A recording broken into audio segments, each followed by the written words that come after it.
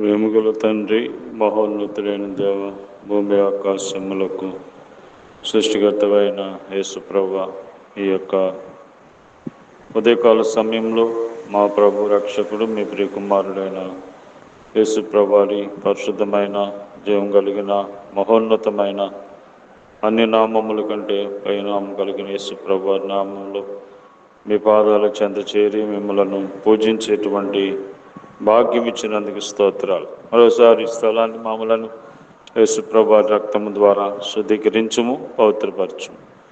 దేవా, మీ సన్నిధిలో ఏ విధంగా మేము జీవించాలి నీ వాక్యం ద్వారా మాతో మాట్లాడుతూ రండి. వాక్యం మీది, ప్రజలు మీ వారు కనుక ఎవరి సమస్యల్లో ఉన్నారో, ఎవరి ఇబ్బందుల్లో ఉన్నారో వారందరినీ కూడా మీరు జ్ఞాపకం చేసుకొని కరుణించి కాపాడండి. ప్రతిదినము కూడా మీ దయను బట్టి మా ఆయుష్ని, మా దినాలు పొడిగిస్తున్నందుకు స్తోత్రాలు చెల్లించుకుంటూ యేసు ప్రభు నామములో ప్రార్థిస్తున్నాము తండ్రి, ఆమేన్. నీ మందిరము అతి శృంగారం, నీ ప్రజలందరికీ మహిమా తేజస్సు మెండుగా నింపి నూతన పరచుదేవా. మహిమా తేజస్సు మెండుగా నింపి నూతన పరచుదేవా. నీ రక్తము చిందించి నూతన జన్మమునిచ్చి, నీ రక్తము చిందించి నూతన జన్మమునిచ్చి స్వాచ్ఛముగా మము చేసి నీ మందిరమున నిలపి, స్వాచ్ఛముగా మము చేసి నీ మందిరమున నిలిపి, కొదువలయందు కృప చూపించి తృప్తిగా పోషించితివి. కొదువలయందు కృప చూపించి తృప్తిగా పోషించితివి. మహిమా మహిమా మహిమా నీకే, మహిమా మహిమా మహిమా నీకే. నీ మందిరము అతి శృంగార, నీ ప్రజలందరికీ మహిమా తేజస్సు మెండుగా నింపి నూతన పరచుదేవా. మహిమా తేజస్సు మెండుగా నింపి నూతన పరచుదేవా. దేవుని పరిశుద్ధ గ్రంథమైన బైబిల్ నుండి ఈ దినము మన కొరకై దేవుడు సిద్ధపరిచిన వాక్య భాగం 145వ కీర్తన 20వ వచనం. యెహోవా తన్ను ప్రేమించు వారందరినీ కాపాడును.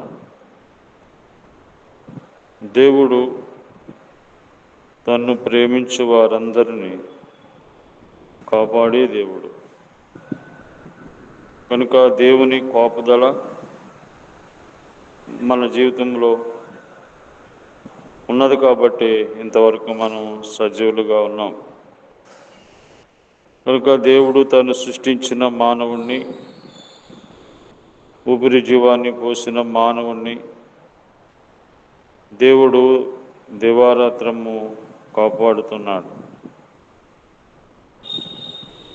దేవుడు మనలను కాపాడాలి అంటే మొదటిగా ఆయనను మనం ప్రేమించాలి. ఎవరైతే దేవుణ్ణి ప్రేమిస్తారో వారందరినీ దేవుడు కాపాడుతాడు.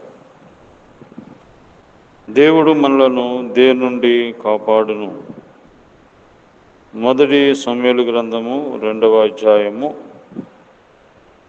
9వ వచనములో తన భక్తుల పాదములు తొట్టెలకుండా ఆయన వారిని కాపాడును. తన భక్తుల పాదములు తొట్టెలకుండా ఆయన వారిని కాపాడును. దేవుడు అపవిత్రత నుండి మనల్ని కాపాడుతాడు. అపవిత్రతలోకి వెళ్ళిపోకుండా దేవుడు మనల్ని కాపాడేటువంటి వాడు. ఈ లోకమంతా అపవిత్రతలో ఉంది, పాపంలో ఉంది. అలాంటి పాపము నుండి, అపవిత్రత నుండి దేవుడు కాపాడుతాడు. కాబట్టి దేవుని కాపుదల ఎవరికైతే ఉంటుందో వారు దినదినము అపవిత్రత నుండి కాపాడబెడదరు. రెండవదిగా కీర్తనలు 34వ అధ్యాయము 19వ వచనములో, కీర్తనలు గ్రంథము 34వ అధ్యాయం 19వ వచనము, నీతిమంతునికి కలుగు ఆపదలు అనేకములు, వాటన్నిటిలో నుండి యెహోవాని విడిపించును. ఆపదల్లో నుండి దేవుడు కాపాడుతాడు. ఈ లోకములో మనకు వచ్చేటువంటి ప్రతి విధమైన ఆపదల్లో నుండి దేవుడు మనలను కాపాడేటువంటి వాడు. పుట్టినప్పటి నుండి మనకు ఎన్నో ఆపదలు వచ్చి ఉండొచ్చు. ఈ ఆపదల్లో నుండి దేవుడే మనల్ని తప్పిస్తూ వస్తున్నాడు. అలాగే 121వ కీర్తన 7వ వచనం, ఏ అపాయము రాకుండా యెహోవా నిన్ను కాపాడును, ఆయన నీ ప్రాణమును కాపాడు. దేవుడు మనలను అపాయము నుండి కాపాడేవాడు, కీడుల నుండి కాపాడేవాడు. నీ ప్రాణమును దేవుడు కాపాడేటువంటి వాడు. కాబట్టి దేవుడు కాపాడేటువంటి వాడు, కంటి కనుపాప వలె కాపాడేవాడు. నీ రాకపోకలందు యెహోవా నిన్ను కాపాడేవాడు. నిన్ను కాపాడువాడు కునుకడు, నిద్రపోడు. కనుక దేవుడు కాపాడేటువంటి వాడు.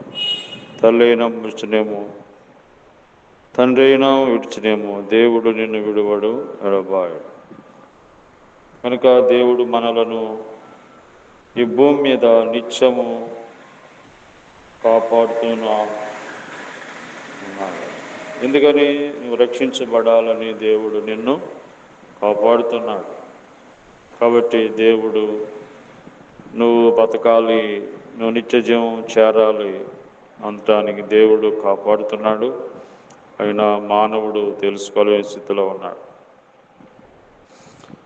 కనుక దేవుడు అపవిత్రత నుండి, ఆపదల నుండి, అపాయముల నుండి దేవుడు మనల్ని ఈ భూమి మీద కాపాడేటువంటి వాడు ఉన్నాడు. కాబట్టి దేవుడు మనల్ని కాపాడాలి అంటే ఆయనను మనం ప్రేమించాలి. దేవుణ్ణి ప్రేమించుట ఇట్లు,